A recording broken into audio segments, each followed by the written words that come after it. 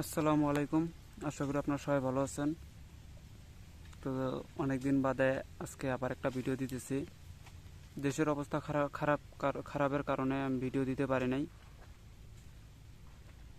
তো আজকের যে বিদ্যাটা দেব এটা আপনারা টোটকাও বলতে পারেন এবং একটা মন্ত্রের মাধ্যমেও করতে পারেন। তো যাই হোক, আজকের যে বিদ্যাটা দেব এটা কিন্তু খুবই সহজ এবং খুবই খতরনাক এটা। আর এটা করলে যে মিস হবে এটার কোনো গ্যারান্টি নেই। মানে 100% এটা হবেই হবে, এটার কোনো এটা মিসের কোনো অপশন নেই। আর যারা আমার সাথে যোগাযোগ করতে চাইছেন পারেন নাই, তো আপনারা এখন ইমো হোয়াটসঅ্যাপেও আমার সাথে যোগাযোগ করতে পারেন এবং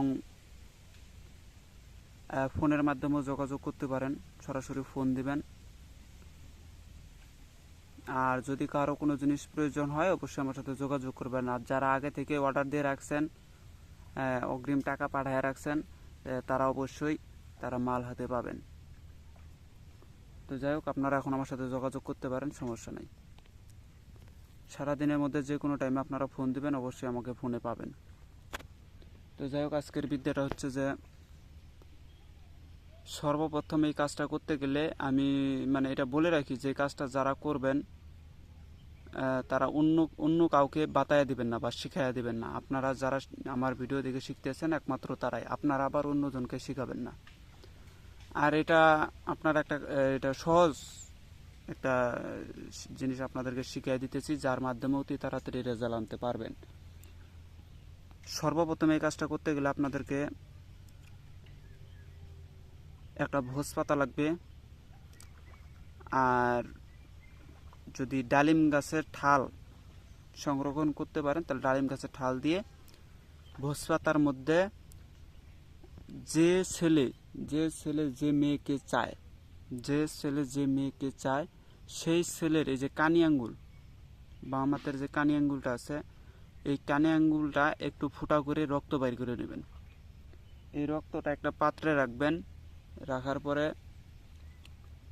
যখন আপনি কাজটা করতে যাবেন, তখন আপনি রাত্রেবেলা বা দিনের বেলা যখনই বসেন, সামনে আগরবাতি মোমবাতি জ্বালাইয়া আপনার যে ইষ্টি দেবতা আছে তাকে স্মরণ করে নেবেন। হিন্দু মতে তাকে স্মরণ করে নেবেন, গুরুকে স্মরণ করে নেবেন। নেওয়ার পরে আপনি যে আপনার যে কানে আঙ্গুলের রক্তটা রাখছেন ওটা সামনে রাখবেন, আর ভোজ পাতা সামনে রাখবেন, ডালিম গাছের ঠালটা হাতে নেবেন। নিয়া আপনারা আপনার রক্ত দিয়ে ওই ভোজ পাতার মধ্যে যাকে আপনি চান তার নামটা লিখবেন।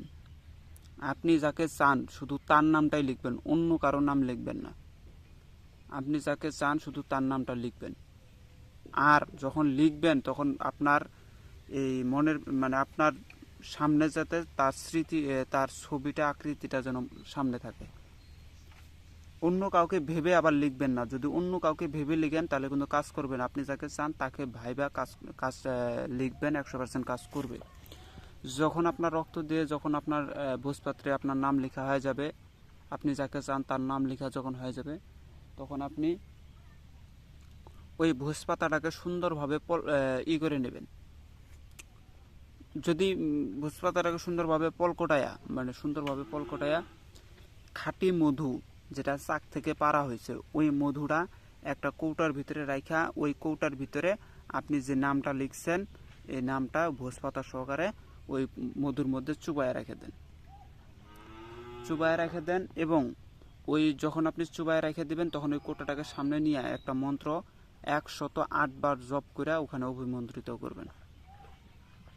108 বার করবেন। দেখবেন যে আজকে রাতে করবেন, কিছুদিনের ভিতরেই দেখবেন যে সে মেয়ে যেখানেই থাক সে আকর্ষিত হবেই আপনার প্রতি। যদি আপনার বাড়ির আশেপাশে হয় তাহলে তো আরও তাড়াতাড়ি রেজাল্ট পেয়ে যাবেন। এটা কিন্তু বিফলে যায় না, আপনারা কাজ করে দেখতে পারেন। খাঁটি মধুর ভিতরে ওই ভোজপাতাটাকে চুবাইয়া আমি যে মন্ত্রটা বলবো এই মন্ত্রটা আপনারা 108 বার জপ করবেন। ওটার ভিতরে জপ করে ওইটাকে ওই মধুটাকে নাম সহকারে যেখানে দিচ্ছেন মধুটা, ওই মধুটাকে নির্জন ঘরের একটা নির্জন জায়গায় রেখে দিবেন। রোদ্রে রাখা নিষেধ আছে, ছায়াযুক্ত জায়গায়, নির্জন একটা জায়গায় রেখে দিবেন যাতে আর কেউ ওটাকে দেখে না, ওরকম জায়গায় রেখে দিবেন। তারপরে দেখেন এটার খেলা। তো মন্ত্রটা হচ্ছে ওং নম আদি পুরুষায় অমুক আকর্ষণ কুরু কুরু সোহা। আবারও বলতেছি কাছ থেকে। আপনারা অনেকেই বলেন যে আমার ভিডিওর সাউন্ড কম, আসলে ভাই সাউন্ড কম, আমার ফোনের একটু সমস্যার কারণে সাউন্ডগুলো খুবই কম আসে।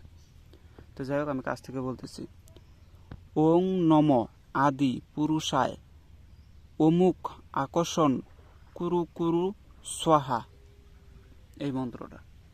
আবারও বলতেছি ওং নম, আবারও বলতেছি ওং নম আদি পুরুষায় অমুক আকর্ষণ কুরু কুরু সোহা। এখানে হবে কয়জোর কু রয়জোর রু, কুরু, এটা হচ্ছে 2 বার, কুরু কুরু সোহা। এই মন্ত্রটা আপনারা 108 বার জপ করে আপনারা কাজ করে দেখেন, 100% কাজ করবে। অবশ্যই যাদের গুরু আছে তাদের ক্ষেত্রে কাজগুলো ভালো হবে, আর যাদের গুরু নাই তাদের ক্ষেত্রে কাজ নাও হইতে পারে, কারণ এগুলো গুরু প্রদত্ত জিনিস। এগুলো হচ্ছে আপনারা গুরু প্রদত্ত বলতে এগুলো হিন্দু শাস্ত্রের মন্ত্র, এগুলো গুরু লাগবেই। আপনার গুরুর কাছ থেকে অনুমতি নিয়ে কাজ করতে হয়, তাহলে আপনারা কাজে সাকসেস হবেন, নয়তো হয় না। তো যাই হোক, সবাই ভালো থাকবেন, খুদা হাফেজ। আর যাদের যোগাযোগ করার ইচ্ছা বা যাদের কোনো কিছু নেওয়ার ইচ্ছা আছে, তারা আমার সাথে সারাদিনের ভিতরে যে কোনো টাইমে আপনারা আমার সাথে যোগাযোগ করতে পারেন। তো সবাই ভালো থাকবেন, খুদা হাফেজ, আসসালামু আলাইকুম।